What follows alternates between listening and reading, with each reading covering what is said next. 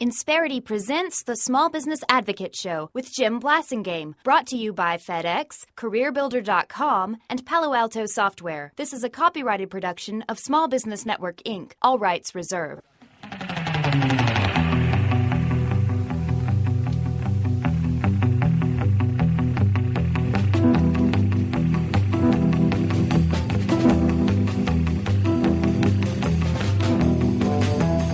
Welcome back, 17 Till. I'm Jim Blasingame. Thanks very much for hanging out with me. And that's not the Ventures. That's Walk Don't Run 64. Is that the Ventures? I think that's who that is. Welcome back.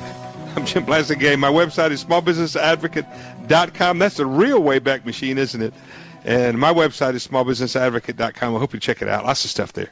Don't forget to subscribe to my newsletter. Don't forget to take our poll question. Please go there and click on read the question, click your answer, and when you do, you'll see how the poll's going so far to see whether your answer agrees with most of the other folks. And all that's at smallbusinessadvocate.com, including the body of work that Tim Berry, and I mean significant body of work, that Tim has deposited with us as a member of our Brain Trust since the founding of the Brain Trust in '98. Tim's been part of this, and we got so much stuff. I mean, the things that he's taught us are evergreen. You can go back there and listen to what he had to say and learn some things on just about any topic on running a small business you can think of. Palo Alto Software is his company. Tim, you're talking about three key strategy components to get our strategy on track or back on track. We just talked about identity. You know, you can't stick to your knitting if you don't know what you're supposed to be knitting. That was what we just talked about. Now we're talking about market. What about that? And we're looking at being strategic. And the first thing I would say about market is tell yourself a story and make the important character in that story your hypothetical best possible customer. You want to imagine a specific person who is the ideal customer of your business. And as you imagine that person, you give him or her age, family, career, what car she drives, what TV shows he likes, what websites, what books.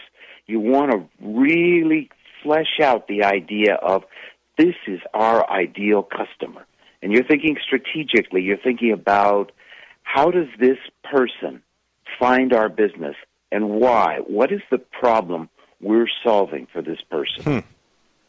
And by getting to know this person, it's a lot like short story writing in a way. It's kind of thinking imaginatively and really knowing this person. Well, and what you're describing is a way of thinking about your pipeline. I mean, when I talk about to small business owners about don't look at the phone book and think that's your prospect list. Exactly. If you're that's Walmart's prospect list, but it's not your prospect list. And it's so hard to get small business owners to realize, Tim, that they don't have to conquer the world to be successful. They only have to conquer 100 people maybe, or 10 people, or when I had my consulting business, if I had 10 clients, I could make a good living. If you have a restaurant, maybe you just need 150 people to come and go from time every week, and if you have a grocery store, maybe you need a few more. You don't have to conquer the world, and so if you think about it like that, it's easier to get your head around this profile you're talking about. Yes, and you have it right on with the phone book. One exercise that helps with people when I'm trying to get this idea of we call it the persona, the customer, is you start asking the question, okay, fine, describe who isn't your customer. Mm-hmm. And you'll be amazed at how quickly that forces people to think with some fresh thinking. Who isn't your customer? If you're this restaurant, you don't want the cheapskates if you have the great menu. If you do want to be fast, you want the family. So who isn't your customer can be just as valuable strategically as who is. Well, see, this tracks with what I've told people, and it's completely counterintuitive to a lot of people. In fact, to some people it sounds, like crazy talk. But when I say, for most small businesses, when Walmart comes to town, you should thank them. You should not be afraid of them. You should thank them for coming to town, because the people who do business with Walmart are not your prospects, small business owners. And so if Walmart comes to town, those people don't bother you anymore. Because those are the people who just came in and complained about your prices and took up your time. Now they're going to Walmart. You got more time to focus on this profile, this ideal customer Tim's talking about. And that targeting that helps you then realize. It's funny, when I talk about the 3 steps, you start to see how they're completely mixed up with each other. They're hard to separate. Oh, yeah. All 3, and you'll see the when we get to the third. And the market, exactly. Yeah, because how important your strengths and weaknesses and how you're set apart is as different to how you're figuring out who your target market is. And then there's that story. I like what you're saying about Walmart, because think now you know this customer and that story of what she wants or why he comes to you. What is the problem you're solving? Mm-hmm. And if you've got your strengths and weaknesses, you can't be Walmart. But then how are you different, and how does that relate to this particular kind of person or these people whose problems you are satisfying? You want a long-term business success.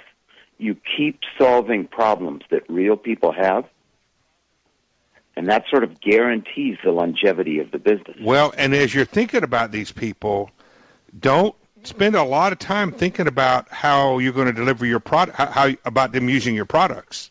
Because remember, Walmart may have the same products, may sell the same products you sell.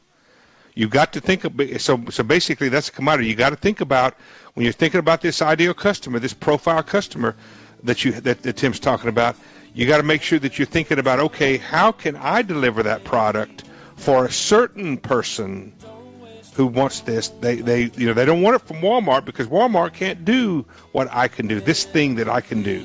And that's what you got to focus on, that thing. Not what you deliver, but how you deliver it. Right back with Tim Berry. He's with Palo Alto Software, paloalto.com. Tin Tail, stay with us. Insperity presents the Small Business Advocate Show with Jim Blasingame, brought to you by FedEx, CareerBuilder.com, and Palo Alto Software. This is a copyrighted production of Small Business Network, Inc., intended for the private use of our audience. Except as otherwise provided by copyright law, all other copying, redistribution, or publication without prior written consent is prohibited. All rights reserved. Prohibited. All rights reserved. Prohibited.